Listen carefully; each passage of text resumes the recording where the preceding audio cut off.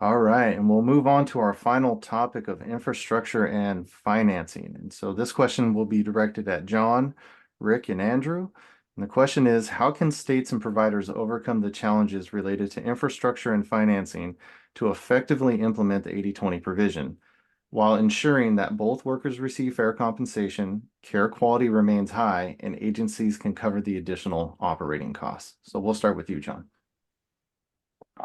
Refuse to implement it at the state level would be my first response. I say that jokingly, um, but no, I mean, if you look at the things here we talk about, right, ensuring that both workers receive fair compensation, that's mandated, right? So that's going to happen regardless if 80/20 goes into effect. That's mandated to be in effect. Care quality remains high. That's the tricky part because now we only have 20% to do everything else and make sure that care quality remains high. And then the agencies can cover the additional operating costs, kind of connected to making sure that that quality is high, fraud prevention is there.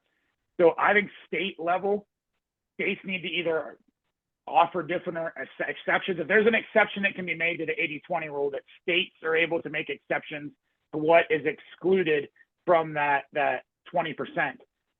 States need to take advantage of that if that opportunity is out there, and states need to provide oversight. Need to provide support for oversight that we have. And I hate to say that because I don't like having really people, over top of me looking over my shoulder. But if we don't have the ability to provide the oversight financially, because we only have 20% to work with, that oversight still needs to occur or fraud's going to run rampant. So if we can't pay for it, the state's going to have to pay for it. And that's additional cost to the state. I mean, this is a great, but we're roughly $20 an hour in Pennsylvania, right? So we have $4 an hour to work with if this goes into effect today. If the state increased the spending on Medicaid by 25%, that is a drastic increase. Now it goes up to 25. We only have $5 an hour to mess with now. So the cost to taxpayers can climb drastically, but we're inhibited by that 20% mark. So there has to be additional supports offered by the state to agencies in order to make sure that the oversight, the fraud prevention, the delivery of care, all that stuff put together, it's got to come from the state or it may not happen. To Ari's point earlier, you have agencies in here that really aren't the best agencies out there that are cutting corners already. Whenever this goes into effect, there's going to be a lot more corner cutting if there's not oversight. I hate saying that, but it's what's going to happen because people are still going to try to keep their net profit at the same level or as close to the same level as they possibly can. You're mandated for the 80. If you're at 12 right now and this is going into effect, you're going to do everything you can to keep it at 12 and only spend 8% on the rest of your costs. And that's going to lead to some really negative things. So the state has to jump in and provide some support for that. Thanks for the feedback. Rick, thoughts? As I read the question, I just started my next statement is you can't. So then I start digging into some of the components of the question. And the huge part of what we do is compensation. So fair compensation, we rely on the marketplace to dictate compensation. So in different parts of the state, I pay different wages based upon the marketplace. In Flagstaff, we have an artificially high minimum wage where if they're not at $20 an hour yet, they're going to be there any minute. So this little podunk town of Flagstaff, Arizona, which is a rural community, is gonna have a significantly high, and I love Flagstaff. I'm not disparaging it in any way, but it's just they have this. So we have mandated, which John mentioned, mandated compensation, and then we have this 80/20 rule coming down. Well, because of those artificially high wages, it'll be easier for me to meet the 80/20 rule in the city of Flagstaff than it will for me to meet the rule in other cities because I've already had to do it. And I lose hundreds of thousands of dollars a year keeping Flagstaff open, and I do that only because it's where we were founded, and so I have a sentimental attachment to the city. I think it's going to be very difficult. Quality is the most important thing to our agency. And so even as I discussed earlier, looking at modifying the model from a local model to maybe a more remote model, there are some deteriorations of quality that occur when you centralize like that.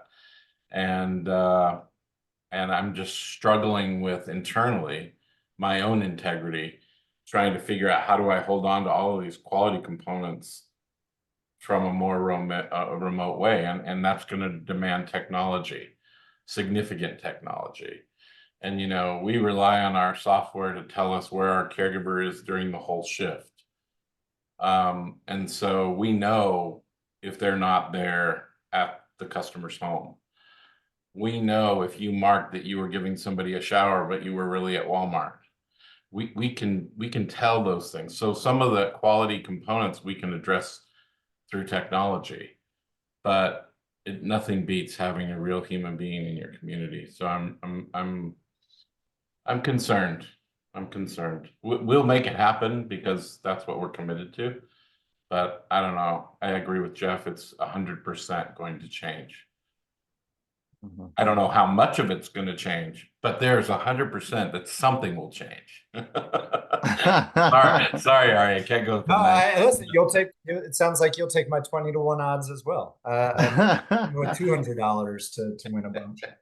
All right, let's go to Andrew with his thoughts. I agree with so much of what everybody said. Number one, again, with Jeff, that I see no way that this continues down the path that it is, and that it will change, because I agree with what Rick just said. I don't see it feasible to effectively do the 80-20 and have the quality of care there and the oversight. And like John said, there's so much opportunity then for fraud, which is what we've been battling so hard over the last 5-10 years, whatever it's been. And I feel like we're finally getting our arms wrapped around that fraud piece, and you're finding the companies that were weeding out those that were the bad actors in there, and then those that are the genuinely quality companies that are trying to give quality care to anybody, whether it's in rural America or whether it's in some of your bigger cities. We're finally there, and this will just actually set us back. This is going the exact opposite direction of what we need to do. So I don't see, I haven't put a ton into it because I agree with Jeff. I don't see it actually going through. So I may change my opinion in a few months and really have to put pen to paper and see, but I am very confident saying it will change, and I do not see an avenue, at least in rural America, where we can continue the quality of care and be compliant in this 80-20 provision. So I wish I was more positive on that, but that's what we see. All right, fair enough. Thank you. And we'll open it up to the rest of the panel if anyone else has any comments. Jeff Weiberg made the point about all 50 state Medicaid directors signing on to be opposed to this rule. And it caused me to think about this question in terms of infrastructure, because we know that the Medicaid programs in the different states are different. And part of it has to do with how the legislature views it and how they fund it.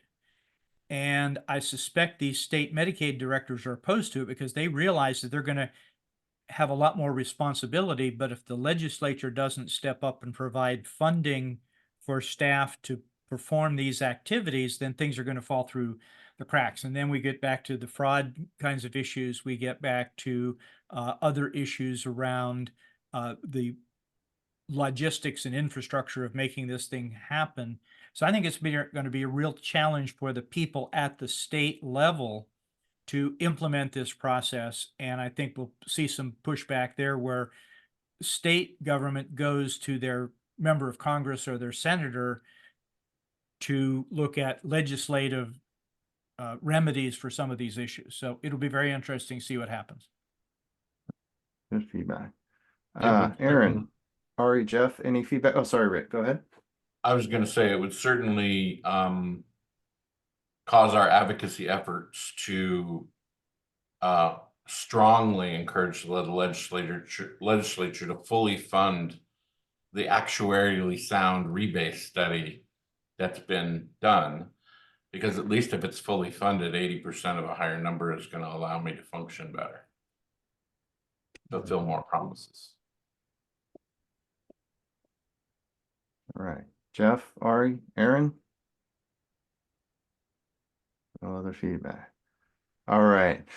Well, I just want to thank all the panelists again for volunteering your time to be on and provide this education to everybody. Definitely feel blessed to be in a position to get these minds together and create some discussion around this very impactful decision that was forced upon us.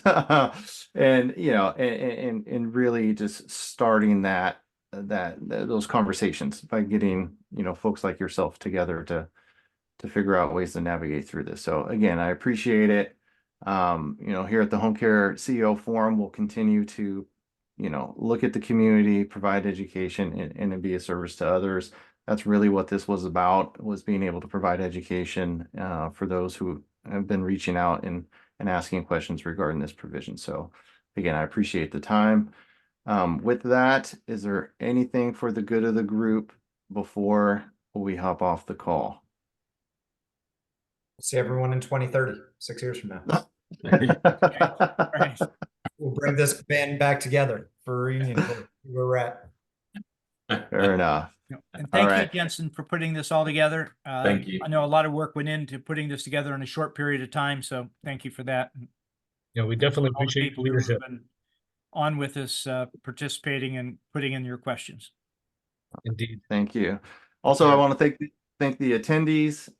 This will be recorded and we will get this up on the website for folks to watch. So we'll do that, and then I will also share it with the panelists if you guys would like to distribute as well. Thank you for your Awesome. time, and maybe we'll get back together in November, Jeff. There we go. That's right. All right. Take care, everybody. Thank you. I know. Okay, Bye, guys. Bye-bye. Thank you so much. Bye-bye. thanks.